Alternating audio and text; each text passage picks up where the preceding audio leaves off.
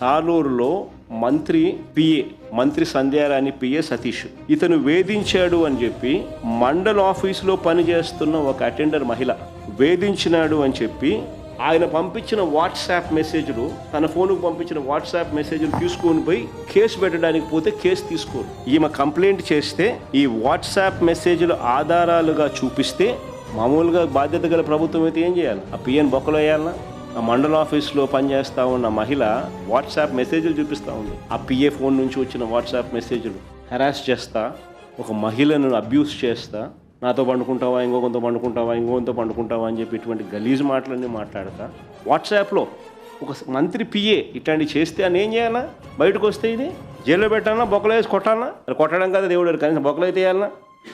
Arrest చేయకపోగా, కేసులు పెట్టకపోగా, చివరకు ఆయనకు దిక్కు తెలియక ఏం చేయాలని అర్థం కాక మీలాంటి విలేకరులు ఏమన్నా ఆయనకు చూపిస్తే ఈ డేటా ఈ డీటెయిల్స్ని చూపిస్తే సాక్షి పేపర్ రాసింది దాన్ని. అంతే, రాసిన సాక్షి విలేకరిని మీద కేసులు రాసినందుకు ఎక్కడికి పోతా ఉన్నాం?